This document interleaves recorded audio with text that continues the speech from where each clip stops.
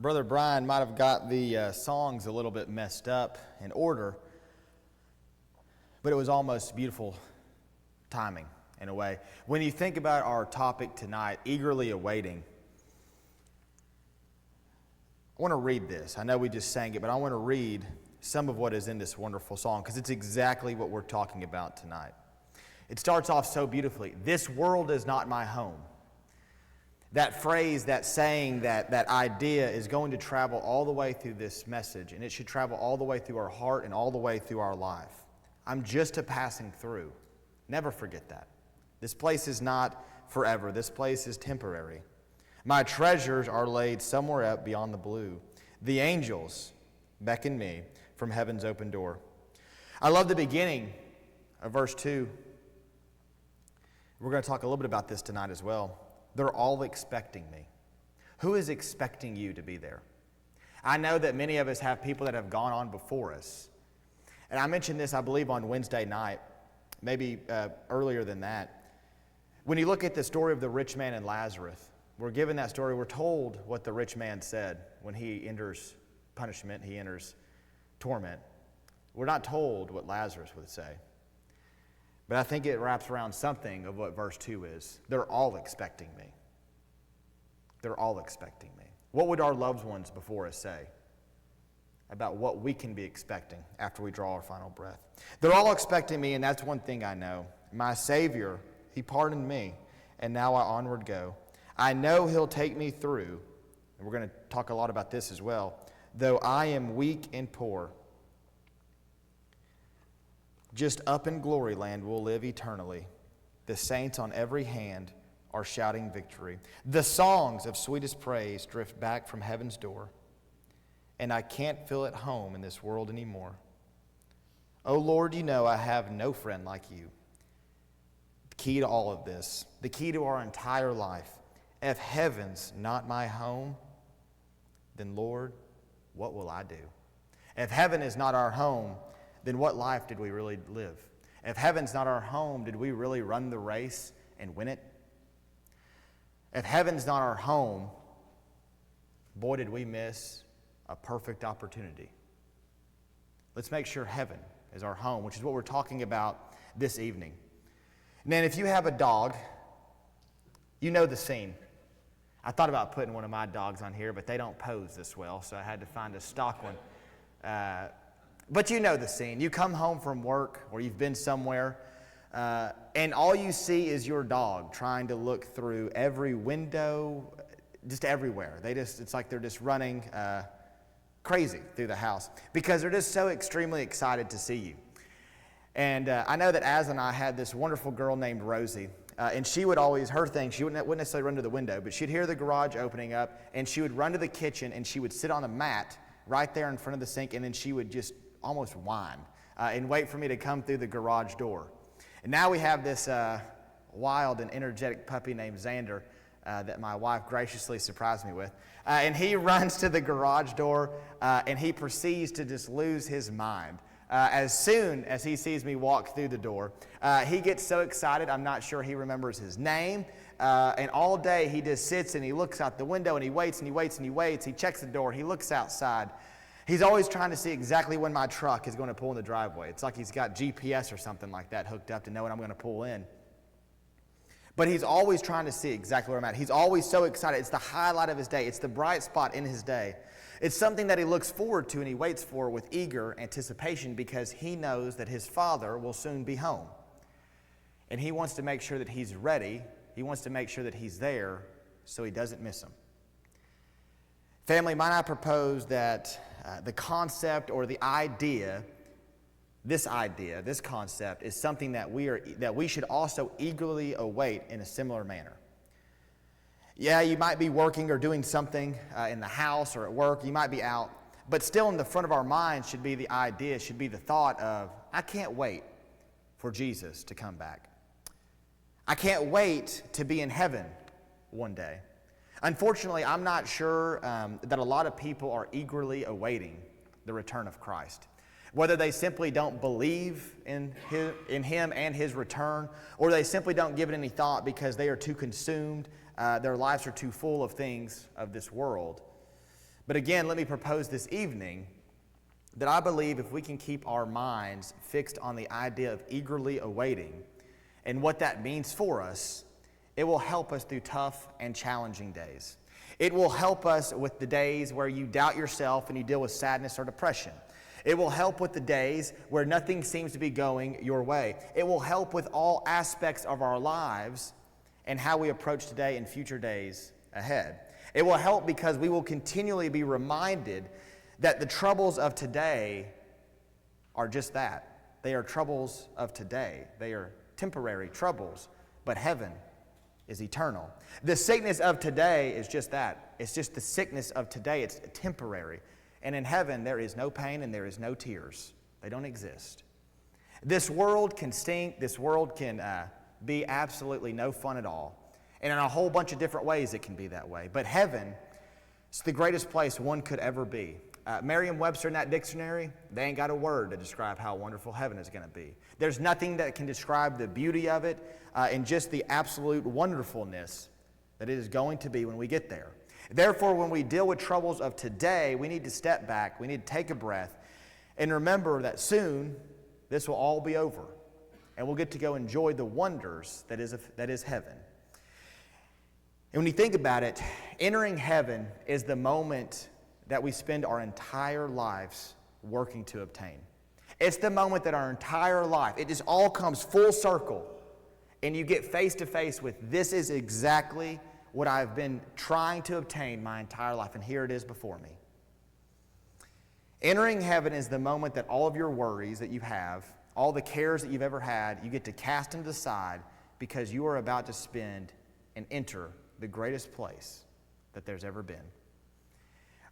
Eagerly awaiting the return of Christ and eagerly awaiting heaven is something that we should all be doing. It should be something we do all the time.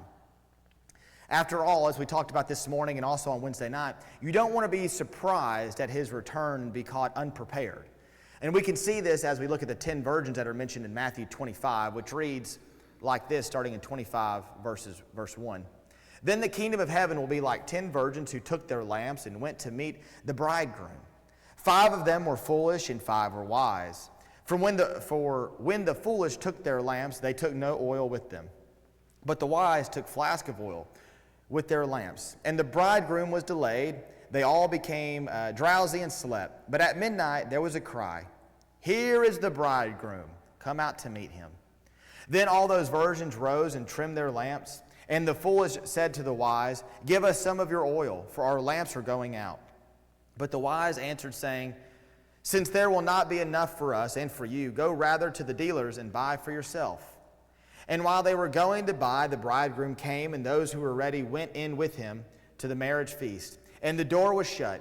Afterwards, the other virgins came also, saying, "Lord, Lord, open to us." But he answered, "Truly I say to you, I do not know you. Watch therefore, for you know neither the day nor the hour." When you break down this passage, you can see from the very beginning that some people are going to plan for eternity, and some are not going to plan the least bit for eternity. Some are going to be wise with their lives because they understand the impact that it has on eternity. Others are going to be foolish with their lives because they either don't understand or they don't care, whatever it is, they're not thinking about the impact that it has on eternity. Here in this passage, we are told that 5 are foolish and 5 are wise. 5 have planned accordingly and 5 have not. Well, as we work our way into verse 5, we learn that they've fallen asleep. And by the start of verse 6, the bridegroom is arriving. This family is why preparation is so extremely important. The lack of preparing creates a major issue when something takes place at a time you don't see coming. However, if you're prepared and it takes place at a time you didn't see coming, you're still prepared because you did the work on the front end. To me, it's kind of like having a spare tire in your car. I hope all of us here have a spare tire in your car. My wife just looked like, I don't know if I do or not. You do. That's really funny. Hey, she can change oil and tires. It's impressive. But if you don't know how to change a spare tire, if you don't know how to put a spare tire on, the spare tire that you have is literally no use to you. It doesn't help at all because you don't know how to use it. You have what is needed, but you're not prepared to act. Well, in this passage, all 10 individuals had a lamp, but only 5 of them were fully prepared to use it. You could say only 5 of them knew how to put on a spare tire. The other 5 didn't have a clue at all. They didn't have anything to take the old tire off with. But if you notice in verse 8, the 5 that were not prepared tried to lean on the 5 that were prepared, but it was not helpful to them. Family, we today have the lamp, but are we prepared with enough oil for that final day? Are we prepared for the final day? Eventually the door will be closed and everything will be set in stone for eternity, and we need to ensure that we are on the right side of the door like we talked about this morning, because we don't want to be on the outside of that door. We don't want to be on the outside knocking and begging to come in because we failed to prepare while we lived this life on earth. Now, I would venture to say that a lot of people probably look at this passage and they like to really harp or really go into depth on the 5 that were not prepared. And they use this passage as a warning for a lack of being prepared, which is good. It's great. It's wonderful. You can easily see that. However, for this evening, can we shift our focus for just a moment and realize how awesome the 5 prepared ladies are? I mentioned my dogs earlier and how they just eagerly await my return home. Well, these 5 ladies ensured that they were prepared for the bridegroom as well. And we have to take the exact same approach in our life today. Now, I mentioned some of this earlier, but let's just focus on 3 things that eagerly awaiting heaven and his return can do for us. 1, it helps us better handle the stress of today. Anybody here got stressed? Anybody here been in a stressful situation in the last little bit? Boy, only a couple, right? Maybe even only a couple since this morning's worship. Just driving home might put you in a stressful situation. But it helps us better handle the stress of today. As I mentioned earlier, keeping a mindset of eagerly awaiting heaven and the return of Christ should help us better handle this stress. I say this because the world is just a huge time clock. Everything's always on a time schedule. They're always pressing for this, this, and this. And eventually that time clock is going to stop at a time that none of us know. However, this time clock has been pressed onto all of us. The world has tried to put all of us on some strict time schedule that they've come up with. It impacts our lives in a variety of ways, and it creates stress that overwhelms almost everybody in a flash. They say that some of the most stressful things on earth are the death of a spouse, job loss, moving, financial problems, health problems, issues at work, marriage, and the list could go on. Those are just some of the most popular when you look up research. You probably have something that's going on in your life today, or maybe something you've already dealt with, that you would also add to that list that's maybe stressing you this evening. However, let us work through some of these things. Let us work through some of these stretches and see how eagerly awaiting heaven and his return can help us with it. The death of a spouse is typically the number 1 most stressful thing a person could ever face in life. And I would even add in the death of a parent or the death of someone close to you. I've been there. I've lost 3 or 4 friends that were very close to me. It's tragic. It's awful. The world can take someone that's so close to us. The pain of losing anyone close to you can be extreme, and it can send you in such a dark place, can't it? An awful place. And I greatly miss several people in my life. However, when our mind is eagerly awaiting heaven, we are reassured the old saying that all of us have probably heard, it's not a goodbye, it's a see you soon. It still holds true. They're all expecting me. That's what eagerly awaiting heaven keeps our mind focused on. Paul gives us great insight into this in Philippians 1, verse 21, when he tells us that for me to live is Christ and to die is gain. He gives us a lot of wonderful examples right there. You see, family, a lot of people are afraid of death. But if you're a child of God, you shouldn't have fear in that moment because you know what is just around the corner. You know when you open your eyes again, boy, it just got a whole lot better and a whole lot sweeter. You know the greatest things are just ahead. You know that life just got a whole lot better. The same when we lose someone close to us. If they're a child of God, they are now 1 step closer to inheriting something so much greater. I always view it in my mind, and maybe this sounds silly, I always view it as a jealousy thing. But I am jealous of those that have gone on before us, gone before me, because they're already experiencing something so much greater than this world. I would pick 1 billion times, that's not even a big enough number, I'd pick whatever number you want to come up with, times of taking heaven, taking paradise compared to earth. any time over. I am jealous that they already get to experience that, and here we still are down here. They're in a so much better position compared to us, and that should give us hope and put a smile on our face because they are greatly taken care of, and they are eagerly awaiting us and our return and our home up there. The second thing that's on that list is job loss. It's another stressful thing for a lot of people. It's awful. It can leave you, it can dampen your spirits. It can make you not feel good enough. It just really kicks you, puts a lot of stress on you. You can worry about financials, which is another thing on this list. However, something that we need to remember is any job, and this is any job, it's temporary. It's not meant for you to keep it for the rest of your life. It's meant for you to have it for a little while on your way home, because this world we're just a passing through, as we sang earlier with Brother Brian. We have to remember that it's temporary. Nothing on this earth is meant to be permanent, and we need to understand that God has things under control and will take care of us. Losing a job can seem like such a terrible thing. It can seem like such a troubling thing, the most awful of thing at that moment. But sometimes it's exactly what you need. It might not seem like it at the moment, but something greater is awaiting you. This morning we talked about leaves falling from the tree. They change colors and they fall to the ground, only for in the spring what happens? A new leaf is born. Sometimes we need that in our life as well. So again, we have to keep our mind set on eagerly awaiting heaven. We can shift our mindset and remember their jobs and all these other things here on earth are simply temporary, and they need to be treated that way. We can't be fixed to them. Another issue, I think a lot of people probably deal with this. I know I most certainly do. Issues at work or say with other people, stress with other people, disagreements with other people, whatever it may be. This one right here might be the most common reason for stress in a lot of our life. There can be divisions in family, there can be divisions among friends, there can be stress, divisions at a workplace, whatever it may be. But we have to remember is that our life here on this earth is temporary, and we cannot allow another person's unhappiness to A, steal our happiness, or B, distract us or keep us from attaining the prize that Jesus purchased for us by sacrificing His own life.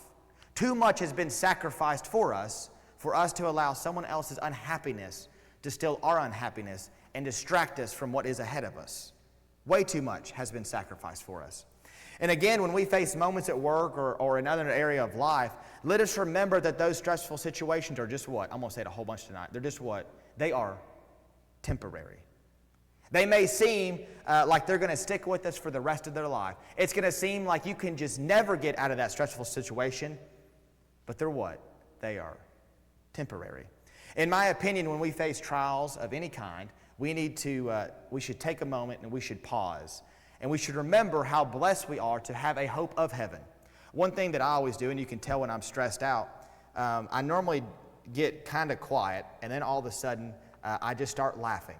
That is my go-to, because I figure if I laugh, at some point it just becomes amusing because you're in so much stress, so you might as well laugh at it because there ain't nothing else you can do anyways. So you might as well just enjoy the time that you have here on earth because I'm waiting for something greater anyways. We have to remember how blessed we are to even have a hope of heaven. And that thought right there, that hope right there, should put a smile on your face no matter how bad the day is going. No matter how terrible the situation seems or it feels, when you think of, I still have a hope of heaven, you should have a smile on your face that the world cannot take off your face.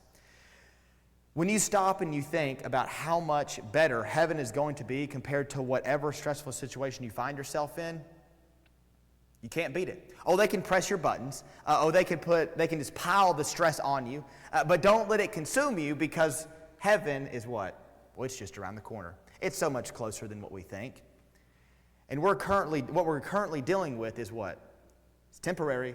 It's temporary. Moving. I think this one's funny. I've only, moved a couple times.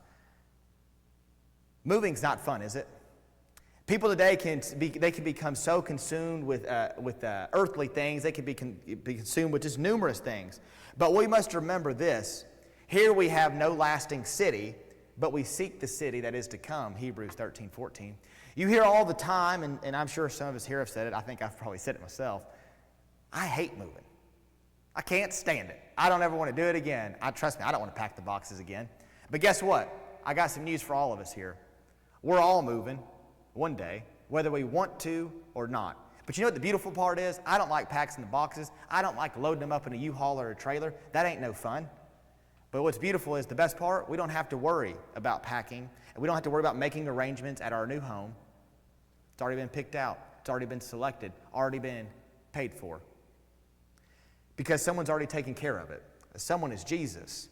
Therefore, family, don't become attached to where you live or what you have, because we're all just what?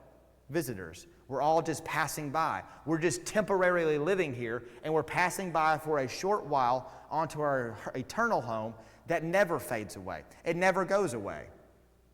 Another thing that stresses out a lot of people, you'll see this a lot in marriages as well, but financial problems. It's one of the major reasons so many couples face so many stressful situations. People will overspend on certain things, or they'll max out credit cards or this, that, and the other because they relate items or purchases to happiness. We talked about a little bit about this morning. But in reality, that is the furthest thing from it. Praise be to God that Jesus did not come down to earth and have to pay for our salvation with an Amex because he didn't have the funds to be able to pay for all of it. Jesus didn't come down with some Amex or some credit card. Jesus came down and paid in full without hesitation. There was no thought about it. That is what he was going to do. Well, unfortunately, it's easy for people today to get wrapped up in financial problems and chasing after wealth. But Ecclesiastes 5:10 gives us such a beautiful thought on this, and we need to remember this all throughout our life.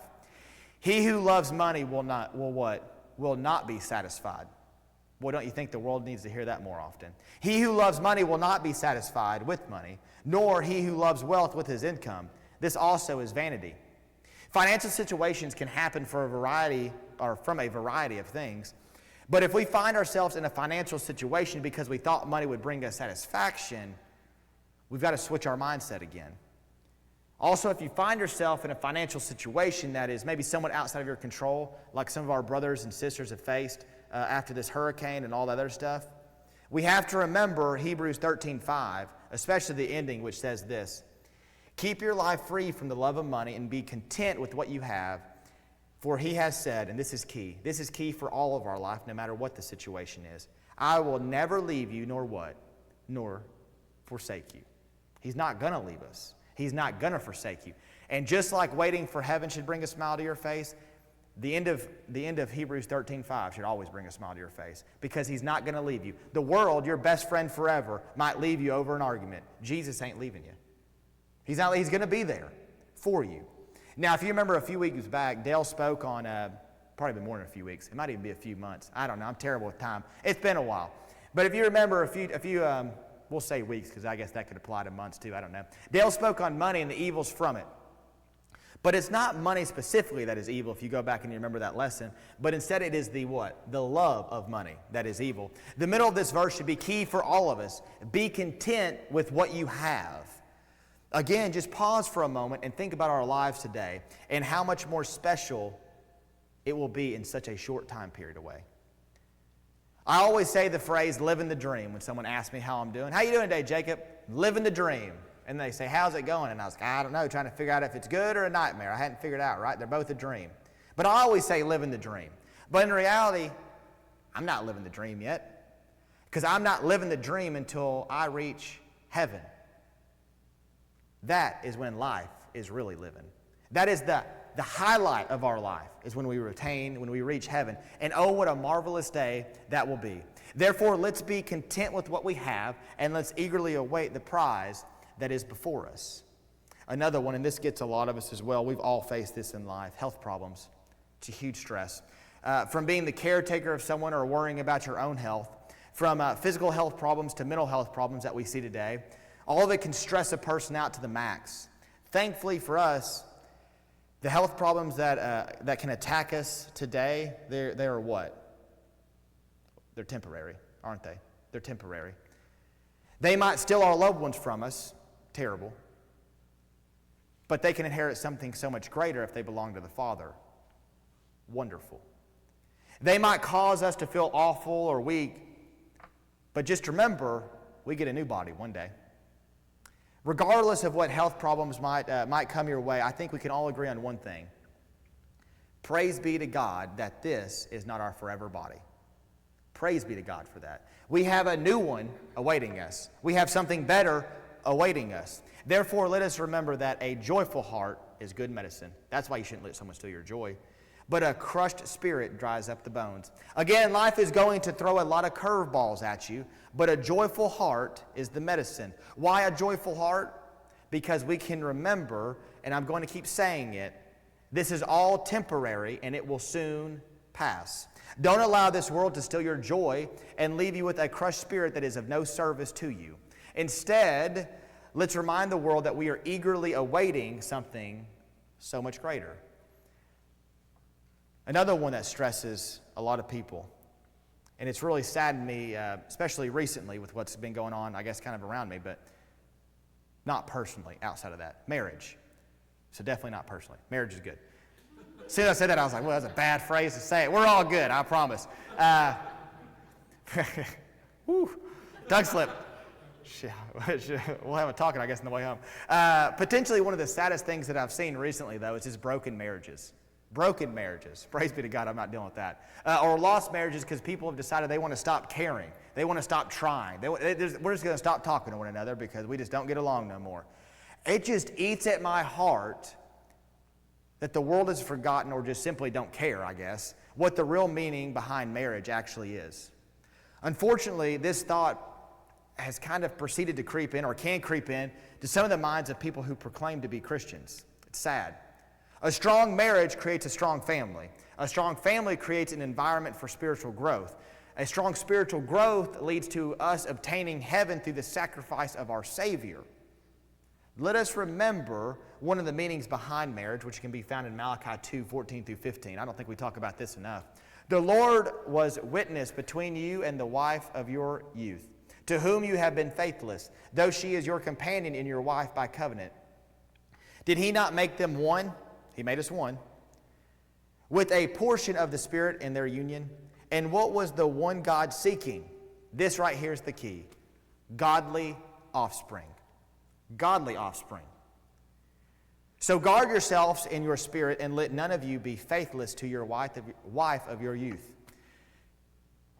Family, we have to remember to not be faithless in our marriages. It's tragic. It's awful for the family. It's hurting our spiritual growth. It's breaking up families. The world today has turned marriage into something that you can just get in and out of based on how it's going that day. It's kind of like how the wind blows. It blows in one direction, you're like, that's pretty good. I think I'll stay married. It blows this way, you're like, I think I'm just going to get out of it. Aren't you glad that God doesn't treat us that way with forgiveness? In, out, in. He stays there. He's constant. We walk with Him. He stays constant. God has much different plans for marriage. He wants us to stay committed. He wants us to work on things. He wants us to stay faithful to one another. And most importantly, He wants our marriages to do what? Produce godly offspring. Again, as we eagerly await heaven, would it or does it not make your heart smile knowing that you are doing everything in your power to make sure that your offspring get to hear the wonderful message that is Jesus? And so that they can also eagerly await you when they get to spend eternity with them and the Father. Boy, they go on before you, they can eagerly await you. You go on before them, they can eagerly await. We're all expecting. Boy, it's going to be the greatest family reunion ever. Boy, you think you have some good ones here on earth. Wait till we get to heaven. It's going to be such a beautiful thing. All of this brings us to our second point of the evening. Eagerly awaiting heaven helps us stay away from things that can stain us.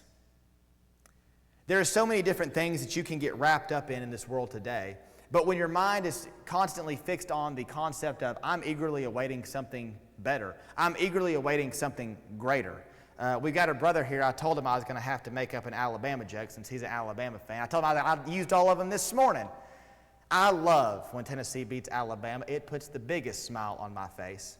But if I had to skip that to inherit heaven, forget the ball game.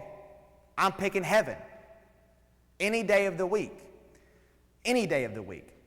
When we keep our minds on the fact that we are eagerly awaiting heaven, we're going to start pushing aside the things of this world that are temporary, and we're going to focus on the things that are eternal, that we get to store up treasures in heaven. because that's what matters. Because now we're eagerly awaiting something that is so much greater, instead of sitting here eagerly awaiting this, that, or the other that's all temporary on the world. So eagerly awaiting heaven helps us stay away from things that can stain us because we shift our mindset. The third thing that eagerly awaiting heaven can do is it gives us hope that we can conquer today. Eagerly awaiting heaven helps give us confidence and hope that we can conquer today. There's a lot of people in this world that deal with stress, depression, and thinking that they can't make it through today. Some of us here might even have experienced that or know someone that has. Think you can't even make it through today. How am I going to make it to the end of today? This world seems to be crushing me from every side. What if I could tell you that there's a way that you can become an overcomer of this world? Again, they're all eagerly awaiting us. They're all expecting us. And what is this life? What is this world? It's temporary. And thank God for it.